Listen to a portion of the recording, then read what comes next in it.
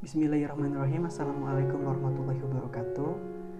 Selamat pagi, siang, sore, dan malam untuk teman-teman semuanya.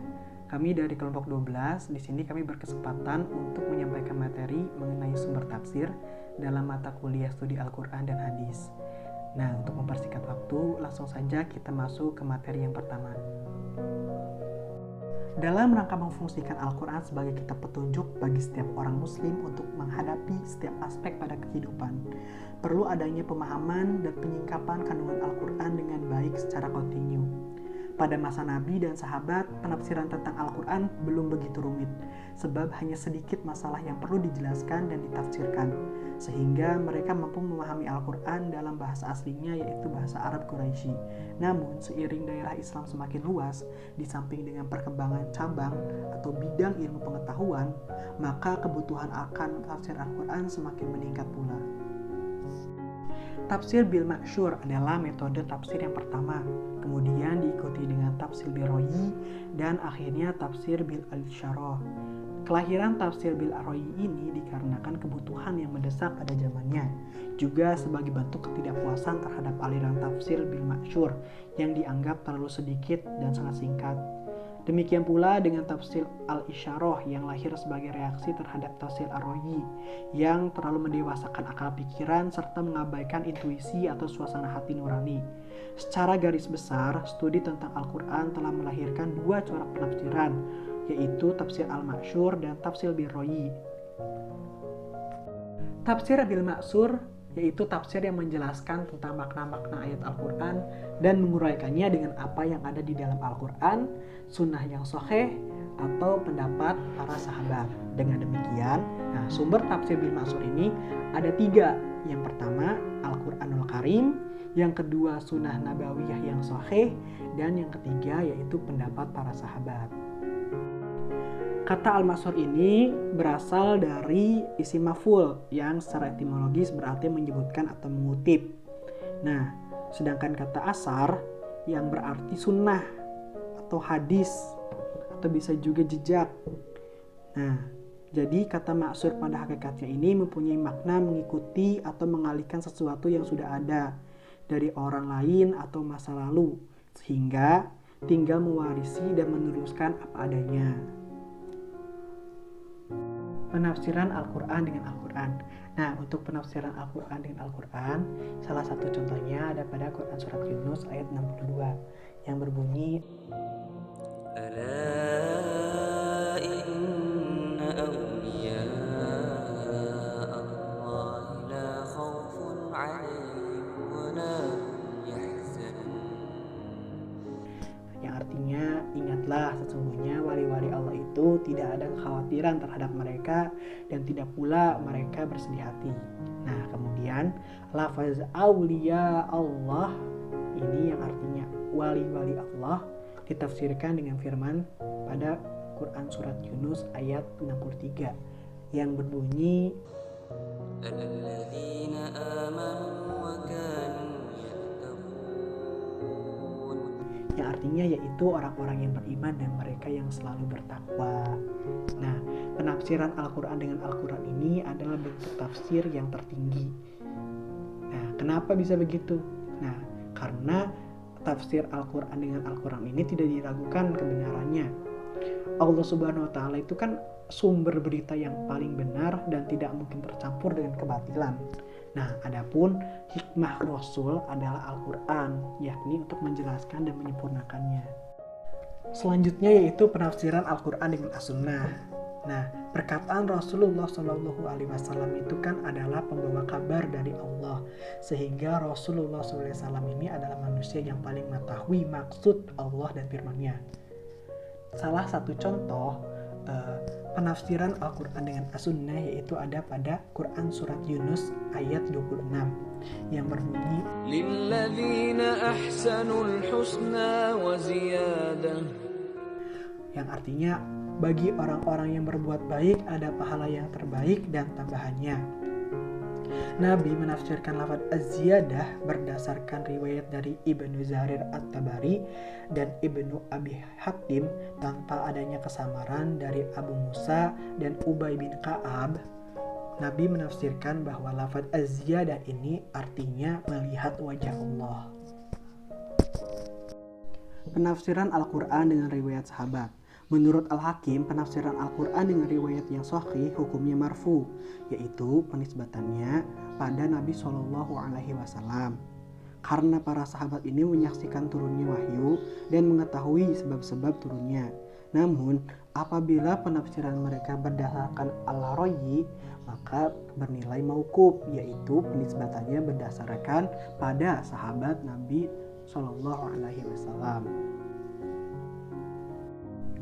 Perkataan sahabat, terutama ulama mereka dan yang memiliki perhatian terhadap tafsir, karena Al-Quran itu turun dengan bahasa mereka, pada masa mereka adalah orang-orang yang paling jujur dan mencari kebenaran, lebih selamat dari hawa nafsu, dan lebih bersih dari perselisihan yang memecah belah mereka. Adapun salah satu contoh dari penafsiran Al-Quran dengan sahabat ini yaitu pada surat An-Nisa ayat 43 yang berbunyi, وَإِن كُنتُم مَّرْضَىٰ أَوْ عَلَىٰ سَفَرٍ أَوْ جَاءَ أَحَدٌ مِّنكُم مِّنَ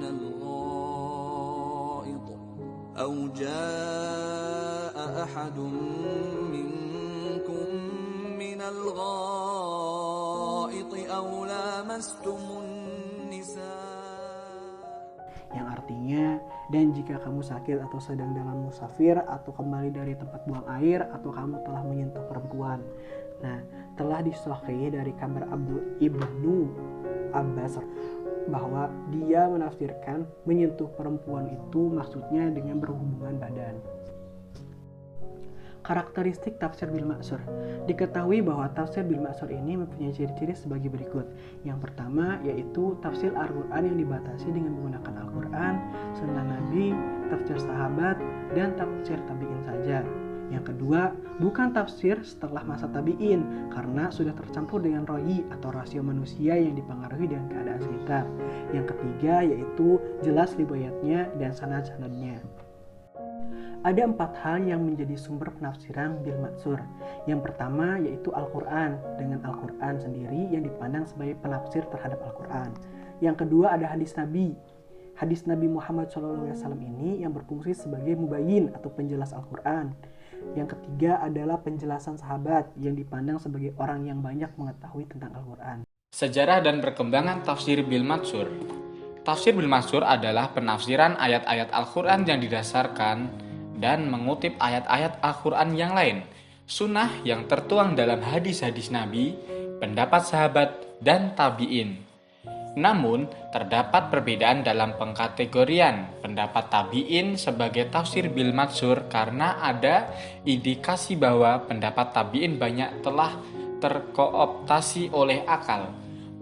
Berbeda dengan pendapat sahabat yang dimungkinkan untuk mengetahui penafsiran suatu ayat berdasarkan petunjuk Nabi. Tafsir ini merupakan salah satu jenis penafsiran yang muncul pertama kali dalam sejarah kasanah intelektual Islam. Sedikit sekali terjadi perbedaan pendapat dalam produk-produk penafsirannya. Sebagian besar perbedaan yang ditemukan adalah pada aspek pemahaman redaksional terhadap ayat-ayat Al-Quran. Ini disebabkan relativitas kualitas intelektual sahabat dalam memahami ayat-ayat Al-Quran tersebut. Secara garis besar, penafsiran pada masa ini kukuh beracun pada aspek riwayat-riwayat yang menjelaskan ayat-ayat Al-Quran karena dianggap sebagai jalan pengetahuan yang benar dan paling aman untuk tetap terjaga dari ketergelinciran dan kesesatan dalam memahami Al-Quran. Kegiatan pengumpulan tafsir pada mulanya sejalan dengan pengumpulan hadis, sehingga tafsir pada masa itu merupakan bagian integral dari hadis. Itulah sebabnya di dalam kitab hadis seperti Sahih Al-Bukhari terdapat 2 bab mengenai tafsir, yaitu kitab Tafsir Al-Quran dan kitab Fadail Al-Quran, yang menurut Al-Fadi meliput 1/8 bagian dari keseluruhan isi kitab hadis tersebut. Namun perlu diketahui bahwa penafsiran Nabi itu terdiri atas 2 kategori. yaitu satu, sudah terinci. Yang kedua, garis besarnya atau pedoman dasar. Garis besarnya atau pedoman dasar ini yang dapat dikembangkan oleh generasi selanjutnya. Yang pertama tadi sudah terinci. Semua ini sudah terinci dan tak dapat dikembangkan lagi. Artinya, apa yang telah digariskan oleh Nabi Muhammad SAW berkenaan dengan masalah-masalah ibadah tidak perlu ditafsirkan lagi, tapi cukup dilaksanakan sesuai dengan ketentuan tersebut, tak boleh diubah sedikit pun. Yang kedua, garis besarnya atau pedoman dasar yang dapat dikembangkan oleh generasi selanjutnya. Ini biasanya berhubungan dengan masalah-masalah muamalah atau kemasyarakatan seperti hukuman, urusan, kenegaraan, kekeluargaan, dan sebagainya. Dalam lapangan inilah diaktualisasikan dan diterapkan di tengah masyarakat sesuai dengan tuntunan zaman. Dengan demikian, Al-Quran akan selalu terus terasa modern dan update serta mampu membimbing umat ke jalan yang benar. Di sini diperlukan tafsir bil al-rayi yang berdasarkan Al-Quran dan hadis, bukan berdasarkan pemikiran semata.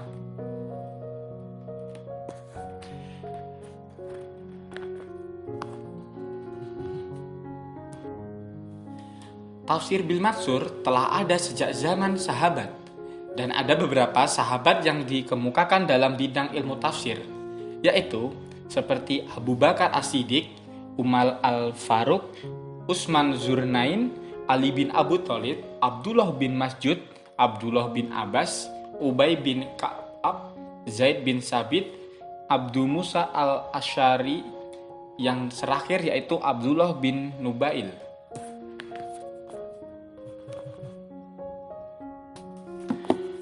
Kitab-kitab dan tokoh tafsir bil matsur. Banyak kitab tafsir bil matsur yang telah ditulis sebagai berikut. Pertama, Jami' al-Bayan fi Tafsir Matsur Al-Quran, karya Ibnu Jarir Al-Tabrari. Yang kedua, Bahrul Ulum, karya Abu Al-Laits Al-Samarhandi. Yang ketiga, Ma'alim Al-Tanzil, karya Abu Muhammad Al-Husain Al-Bakhawi. Yang keempat, Al-Kaswa Al-Bayan an Tafsir Al-Quran, karya Abu Ishaq Al-Salabi. Yang kelima, Al-Mubarar Al-Wajiz fi Tafsir Al-Kitab Al-Aziz, karya Ibnu Atiyah Al-Andalusi. Yang keenam, Tafsir Al-Quran Al-Adim, karya Al-Hafidh Ibnu Katsir. Yang ketujuh, Al-Jawahir Al-Hisan fi Tafsir Al-Quran, karya Abdurrahman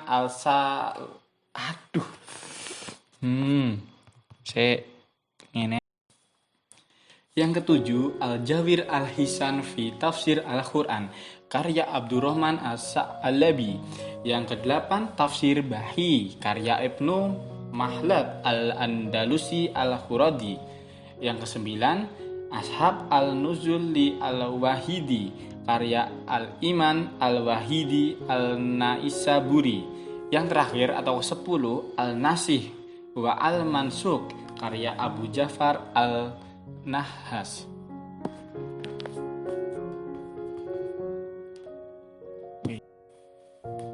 Kodifikasi tafsir bil matsur.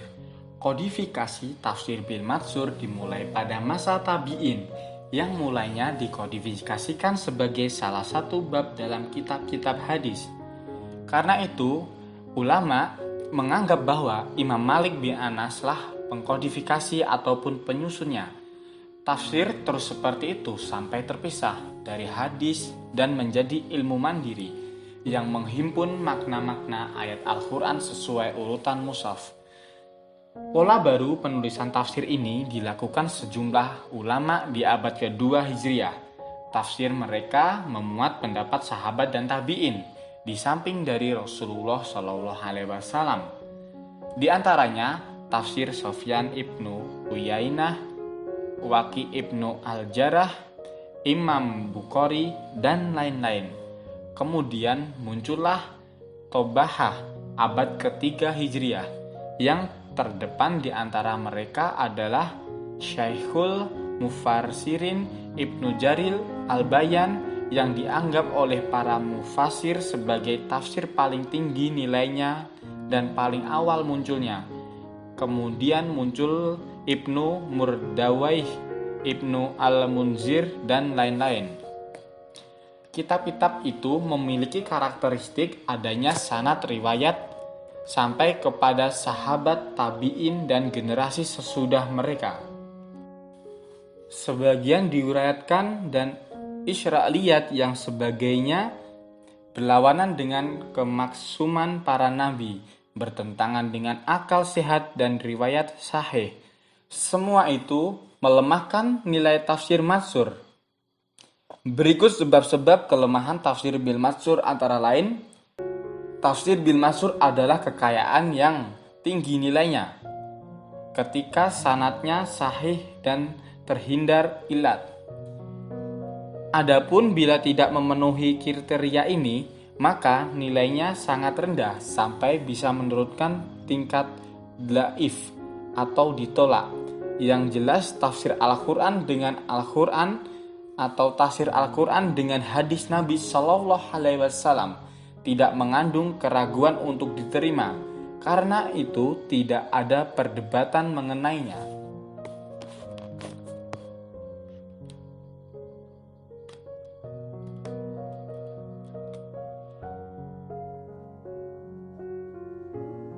Assalamualaikum warahmatullahi wabarakatuh. Perkenalkan, nama saya Anisfi Hidayati, NIM 18640018. Di sini saya akan menjelaskan tafsir Biroi yang akan saya bagi menjadi 3 poin pokok utama. Yang pertama yaitu latar belakang munculnya tafsir Biroi, yang kedua yaitu pengertiannya, yang ketiga yaitu pembagiannya.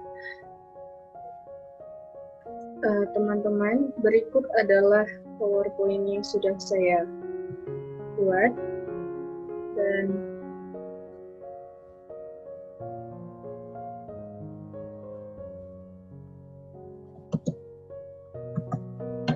oke, masuk ke poin yang pertama yaitu latar belakang. Latar belakang tafsir Biroi ini muncul yaitu ketidakpuasan para ulama terhadap tafsir sebelumnya, yaitu tafsir bil matsur. Kenapa para ulama tersebut tidak setuju? Dikarenakan tafsir bil matsur dianggap terlalu memiliki kriteria yang sangat tinggi, yaitu mengenai dengan sahih sanadnya dan juga tidak adanya isnad seperti itu. Dan tafsir ini karena ketidakpuasan tersebut, sebelum para mufasir tersebut beralih metode dari tafsir matsur ke tafsir Biroi, mereka terlebih dahulu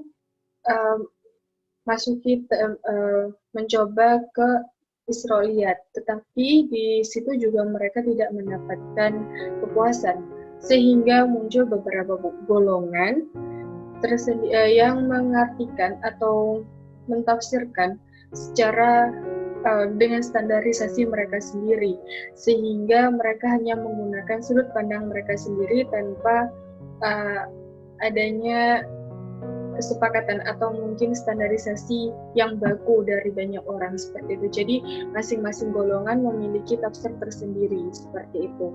Nah, yang kedua yaitu adanya perluasan dari perkembangan Islam. Kenapa sih kok perluasan dan perkembangan Islam itu bisa berpengaruh terhadap munculnya tafsir Biroi?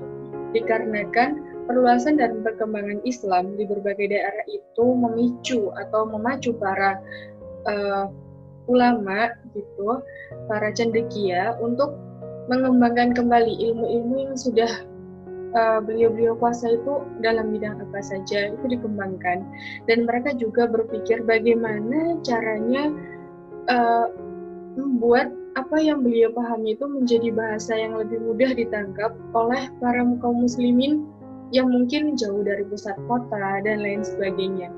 Akhirnya salah satu bukti bahwa para cendekia itu lebih mengekspresikan atau mempermudah para muslim, sahabat muslim itu untuk mendapatkan ilmunya dengan diterbitkannya beberapa karya tulis ilmiah, salah satunya mengenai tafsir Al-Quran. Nah, di dalam tafsir Al-Quran ini, masing-masing ilmuwan, masing-masing cendekiawan, masing-masing ulama tersebut memiliki corak dan juga orientasi yang berbeda-beda. Contohnya, jika seorang ulama tersebut adalah seorang ahli fikih, maka beliau akan lebih mentafsirkan Al-Quran kepada part-part atau ayat-ayat yang menjelaskan tentang hukum fikih seperti itu. Nah, begitu juga dengan bidang-bidang yang lainnya. Nah, kemudian maka dari itu dapat disimpulkan bahwa tafsir biroi itu adalah penjelasan-penjelasan yang bersendikan kepada ijtihad dan akal, berpegang pada kaidah-kaidah bahasa dan adat istiadat orang Arab dalam penggunaan bahasanya. Kenapa sih kok harus bersandarkan pada kaidah? Tentu saja agar nanti standarisasinya sama. Jadi tidak hanya untuk golongan tertentu seperti itu. Jadi global, semua bisa seperti itu. Nah, kenapa kok harus mengikuti kaidah bahasa Arab? Karena kita sendiri tahu ya bahwa Al-Quran dan Al-Hadis itu diredaksikan atau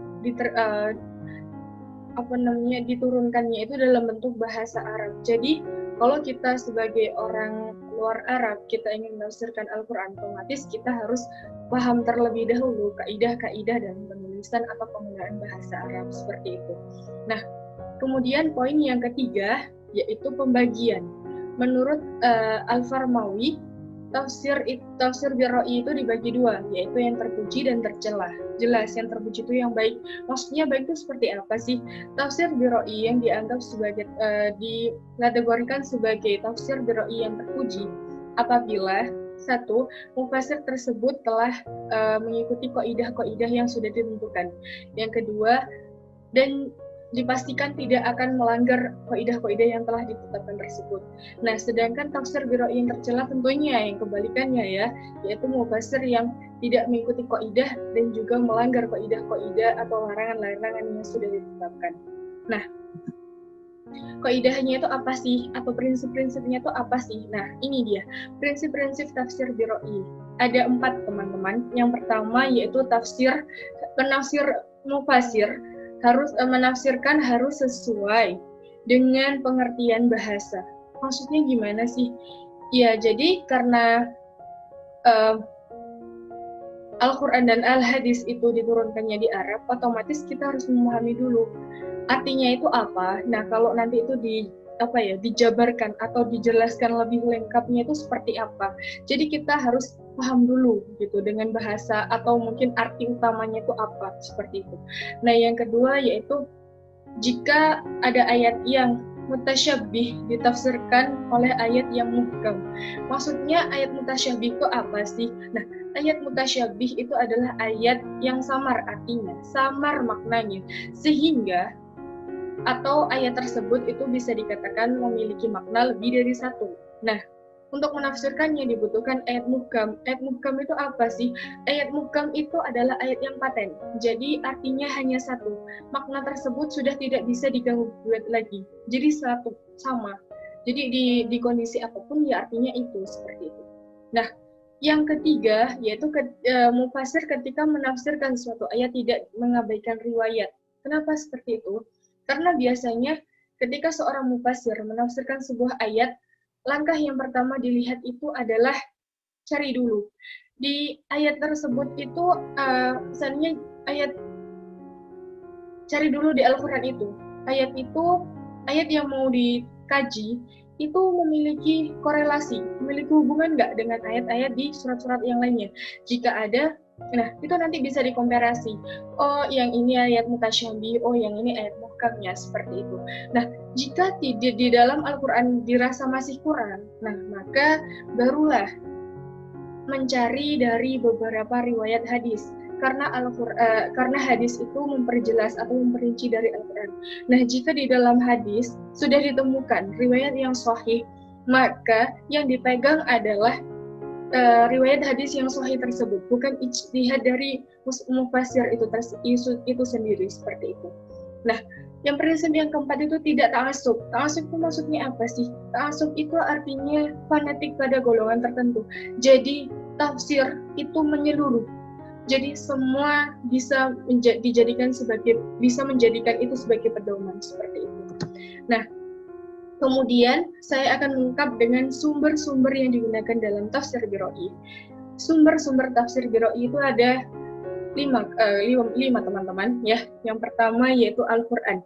Al-Quran tentu kita tahu itu adalah pokok dari semua hukum yang ada di Islam. Ya, pasti itu. Nah, maksudnya di sini adalah seperti yang saya jelaskan tadi, ketika seseorang mufassir akan menafsirkan sebuah ayat yang akan dia kaji, maka langkah pertama yang harus dicari atau sumber yang harus dikomparisasikan adalah ayat di dalam Al-Quran itu sendiri. Jika seandainya mengkaji dalam suatu ayat ini, nah kemudian menemukan di dalam surat lain, oh ternyata ini loh ayat mutasyabih dari ayat yang saya kaji, oh ini loh ayat muhkamnya, seperti itu. Nah, baru yang kedua yaitu hadis Rasulullah, sama seperti yang saya katakan tadi, bahwa jika di dalam Al-Quran masih dirasa kurang, maka silahkan mencari atau langkah selanjutnya untuk menafsirkan itu, untuk mencari hadis sahih. Nah, biasanya hadis seperti yang kita tahu bahwa hadis itu menjelaskan Al-Quran. Jadi kita mencari keterkaitan atau korelasi antara ayat yang sedang dikaji dengan hadis sahih yang sedang kita cari. Nah, jika sama seperti hukum yang tadi saya ceritakan, yang saya katakan, mohon maaf, itu jika dalam suatu hadis tersebut sudah ditemukan riwayat yang sahih, maka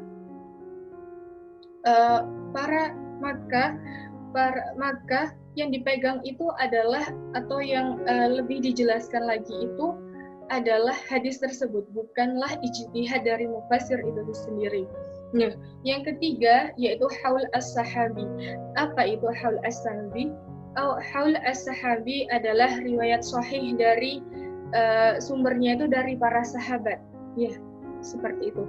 Dan itu tentang penafsiran ya teman-teman. Jadi ketika kita mencari hadis, nah di dalam hadis itu ternyata ada.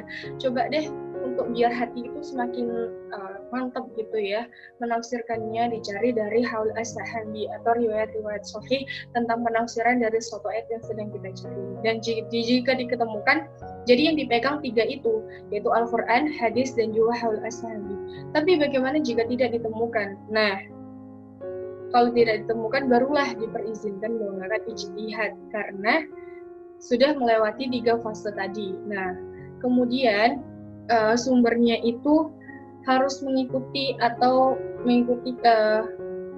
sumber yang keempat itu kaidah-kaidah yang telah ditetapkan dalam bahasa Arab.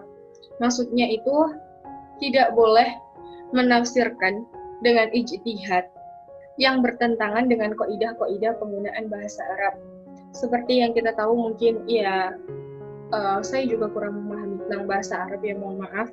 Jadi ya pokoknya tidak boleh menafsirkan, boleh menggunakan ijtihad dari mufassir itu sendiri, tapi tidak boleh melanggar kaidah-kaidah dalam penggunaan bahasa Arab seperti itu. Kalau bahasa Inggrisnya mungkin ke general structure sama grammarly kayak gitu-gitu, sama grammarnya mungkin ya, saya juga kurang paham, jadi mohon kalau salah diingatkan ya teman-teman. Nah, yang kelima atau yang terakhir itu adalah penafsiran dengan ijtihad, tidak boleh menyimpang dari makna yang dikehendaki. Maksudnya gimana sih? Nah, kan ayat-ayat Al-Quran itu kan sudah disusun sedemikian rupa. Nah, jadi kita itu tidak boleh berijtihad. Jadi seorang mufassir itu tidak boleh berijtihad menyimpang dari susunan-susunan ayatnya. Jadi seandainya dari awalnya itu kata pertamanya atau ayat pertamanya itu apa, ya sampai akhir nggak boleh dibalik-balik gitu. Intinya gitu. Jadi kayak tetap runtut strukturnya dari ayatnya tuh A, B, C, D, E gitu ya. Ayat penggalan ayat pertama, kedua, ketiga, keempat, dan kelima itu tetap urut seperti itu ketika ditafsirkan. Tidak boleh dari belakang dulu dibahas baru yang di depan. Seperti itu tidak boleh. Jadi menjelaskannya harus tetap dari awal sampai akhir runtut seperti itu ya. Nah, cukup sekian teman-teman. Terima kasih atas perhatiannya. Jika memiliki pertanyaan, silahkan berikan pertanyaannya. Insya Allah kalau mungkin saya tidak bisa menjawab, mungkin kawan-kawan saya yang akan menjawabnya. Mohon maaf apabila banyak kesalahan, banyak tingkah laku yang kurang berkenan, banyak juga bahasa-bahasa yang kurang bisa dipahami. Itu semua murni karena kesalahan saya. Jika memang ada kebenaran, itu karena semata Allah semata. Karena itu semua karena Allah semata. Terima kasih atas waktunya. Mohon maaf. Sekali lagi mohon maaf. Terima kasih atas perhatiannya. Wassalamualaikum warahmatullahi wabarakatuh.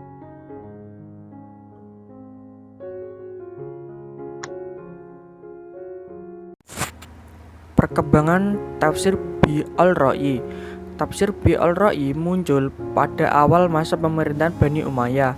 Sejarah awal mula munculnya tafsir Bi al-Ra'yi sangat dipengaruhi oleh kondisi politik di masa itu, sehingga di antara mereka ada yang menulis tafsirnya dengan ungkapan yang indah dan menyusupkan mad azabnya ke dalam untaian kalimat yang dapat memperdaya banyak orang, sebagaimana dilakukan penulisan tafsir Al-Kashaf dalam menyisipkan paham ke-Mu'tazilahnya.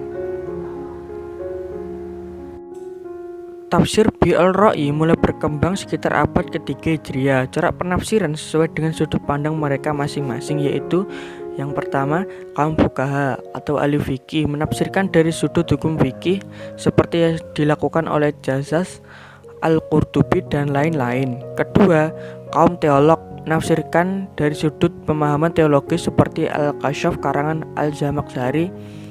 Dan ketiga, kaum sufi juga menafsirkan Al-Quran menurut pemahaman dan pengalaman batin mereka, seperti tafsiran Al-Quran Al-Azim oleh Al-Tustari, Futuhat Makkiyat oleh Ibnu Arabi, dan lain-lain. Corak tafsir Bi al-Ra'yi ini muncul di kalangan ulama-ulama mutakhirin, sehingga di abad modern lahir lagi tafsir menurut tinjauan sosiologis dan sastra Arab, seperti tafsir Al-Manar. Dan dalam bidang sains muncul pula karya Jawahir Tantawir dengan judul Tafsir Al-Jawahir.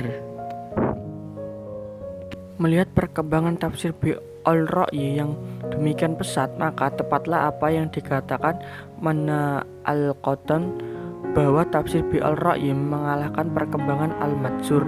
Meskipun tafsir Bi al-Ra'yi berkembang dengan pesat, namun dalam penerimanya para ulama terbagi menjadi dua.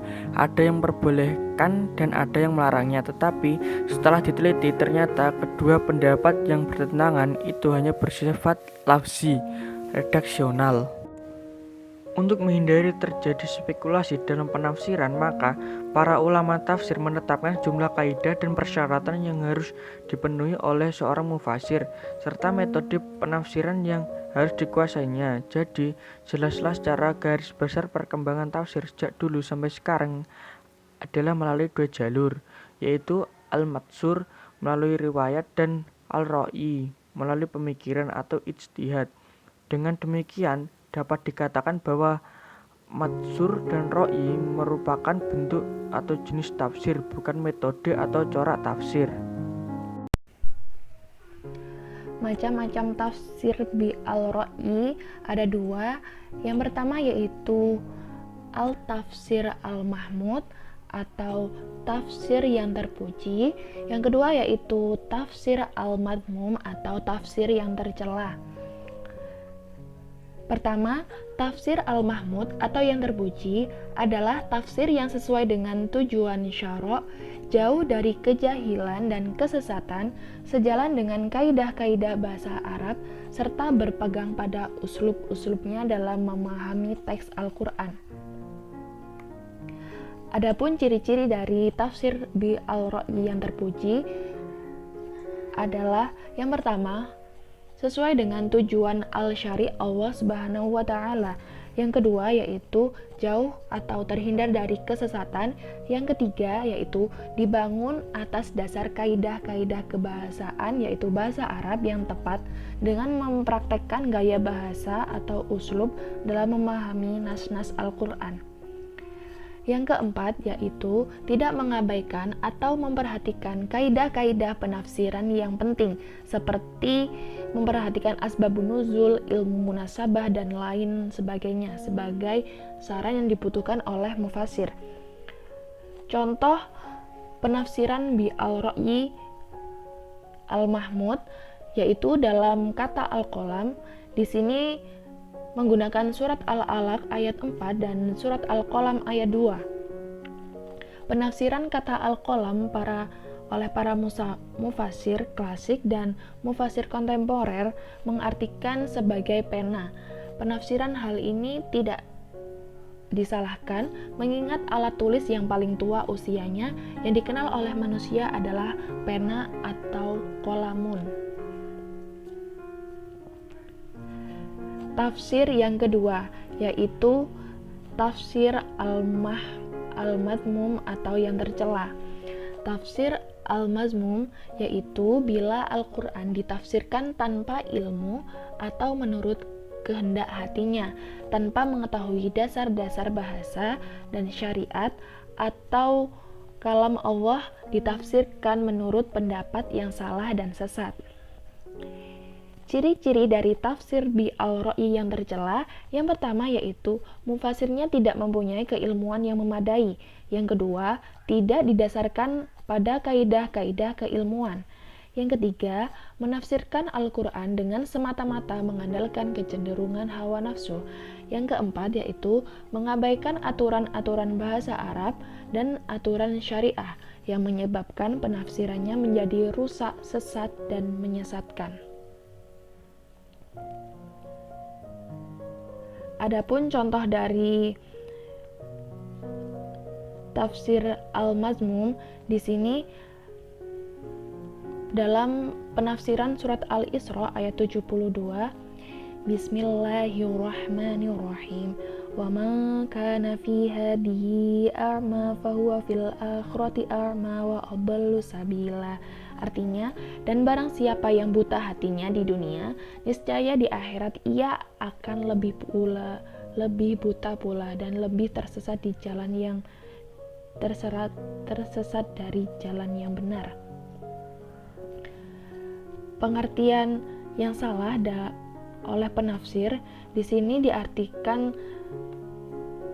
mentah-mentah atau diartikan secara lahiriah. Penafsir menetapkan bahwa setiap orang yang buta adalah celaka dan rugi serta akan masuk neraka jahanam. Padahal di sini maksud dari buta bukanlah buta mata melainkan buta hati. Didasarkan oleh firman Allah surat Al-Hajj ayat 46. Bismillahirrahmanirrahim. Afalam yasiru fil ardi fatakuna lahum qulubun yaqiluna biha aw adanun yasma'una biha fa innaha la ta'mal absar walakin ta'mal qulubul lati fis sudur. Yang artinya, maka apakah mereka tidak berjalan di muka bumi, lalu mereka mempunyai hati, dengan itu mereka dapat memahami, atau mempunyai telinga, dengan itu mereka dapat mendengar?